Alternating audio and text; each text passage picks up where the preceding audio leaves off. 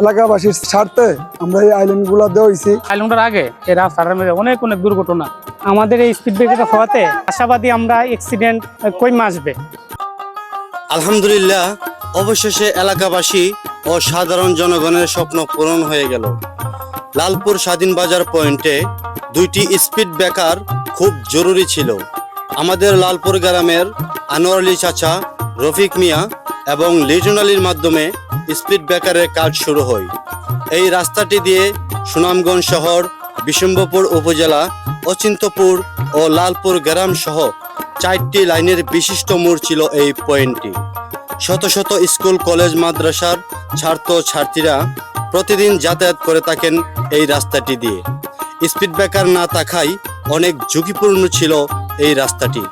প্রতি মাসে অনেক দুর্ঘটনার কবলে পড়তে হয়েছে অনেক স্কুল, মাদ্রাসার ছাত্র ছাত্রী ও সাধারণ জনগণের। এখন আর আগের মতো গাড়ির স্পিড দেখা যায় না। চালকেরা তাদের গাড়ি নিয়ন্ত্রণ করেই রাস্তা পারাপার হচ্ছেন। অনেক স্বস্তি পেয়েছেন এই পয়েন্টের জনগণরা। বিসমিল্লাহির রহমানির রহিম। আমরার যে আইল্যান্ড, আজকে আইল্যান্ডের কাজ শেষ হয়েছে।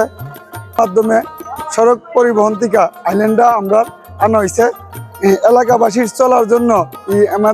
এই জায়গাতে আমরা হাই স্কুলেতে অনেক ছাত্ররা, মাদ্রাসা ছাত্ররা জনস্বার্থে এই আইল্যান্ডটা দেওয়া হয়েছে। সড়ক বিভাগে আমাদেরকে দিছে, আমরা যাওয়ার পর তারা দিছে। এরকম কাজ যেমন আমরা করতে পারি এলাকার স্বার্থে, আপনারা আমাদের জন্য দোয়া করবেন আর আমাদের সাথে আপনারা থাকবেন। অত্যন্ত পরিশ্রমের মাধ্যমে আমরা এই স্পিড ব্রেকারটা পাইছি। আর অনেক অ্যাক্সিডেন্ট হইতো, এই সড়কের মধ্যে অনেক সমস্যা, বাচ্চা কাচ্চা স্কুলে যেতে পারতো না। এরকম উদ্যোগ আমরা চাই প্রত্যেকটা যুবকরা নিত, যাতে এলাকার মধ্যে যেভাবে বাচ্চা কাচ্চারা স্কুলও ভালোভাবে যাইতে পারে। আর ভালো কাজের জন্য আগ্রহী হইতে হবে, বিশেষ করে যুবকরা। আর আমার ভাই রফিক জানেন, অত্যন্ত পরিশ্রমী লোক, তারও অনেকটা অবদান আছে।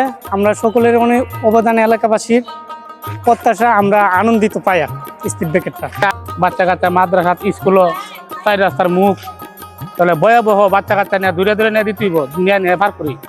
এই গত 2 দিন আগে একটা ঘটনা হয়ে গেছে, অ্যাক্সিডেন্ট একটা ঘটনা হয়ে গেছে। আর এই খুব ভয়াবহ ঘটনা, যা বলার বাহিরে। তা আমরা আশা করি আল্লাহ যেন আমরা এই আইল্যান্ডের কারণে আমরা বাচ্চা কাচ্চারা যেন আল্লাহ হেফাজত রাখে।